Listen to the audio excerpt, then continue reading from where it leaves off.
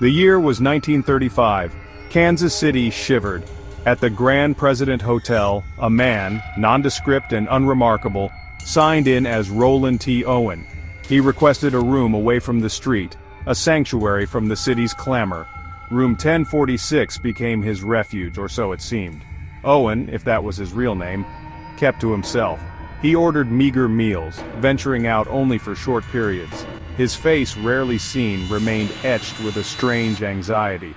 The hotel staff, accustomed to peculiar guests, found him unusually so. The maid, during her rounds, noticed the peculiarity of room 1046. The door, often left ajar, revealed a dim, unsettling space. Whispers seemed to emanate from within, though she could never quite discern their source. A chill, unexplained and constant, permeated the air around the room. One evening, a sharp metallic clang echoed from within room 1046. The sound of a struggle, muffled but undeniable, reached the ears of a passing bellhop. He paused, a knot of unease tightening in his gut, before continuing on his way, trying to ignore the unsettling noises. The phone in room 1046 began ringing at odd hours. The calls were always for Owen, the voice on the other end a hushed, unidentified murmur. Each time Owen would answer with a curt, tense reply, his voice barely a whisper. One night, a bellhop swore he saw a woman entering Owen's room. She was tall, dressed in black, her face obscured by a wide-brimmed hat. The image, fleeting and spectral, vanished as quickly as it had appeared. The unsettling events surrounding room 1046 escalated.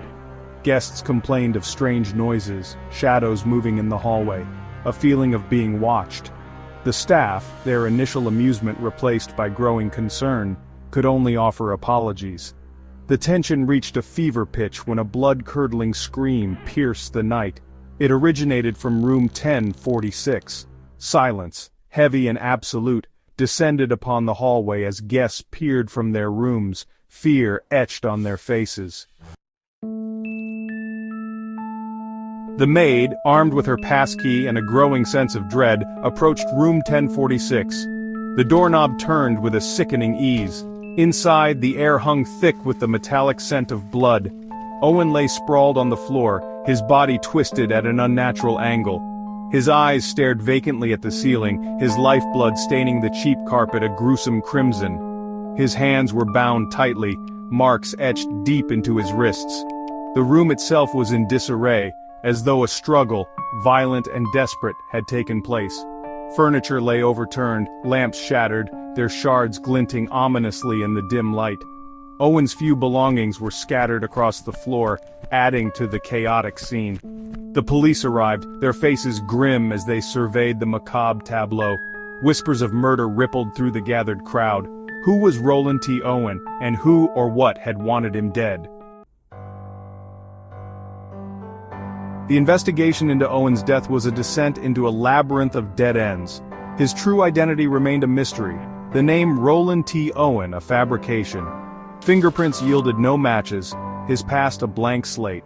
Clues found in room 1046 only deepened the enigma. A woman's fingerprints, unidentified, were found on a drinking glass. A postcard, addressed to Marie, lay on the bedside table, its message cryptic and unsettling. The case, despite the efforts of the Kansas City Police Department, went cold. The identity of Roland T. Owen, his killer, and the motive behind his brutal murder remained shrouded in an impenetrable veil of mystery.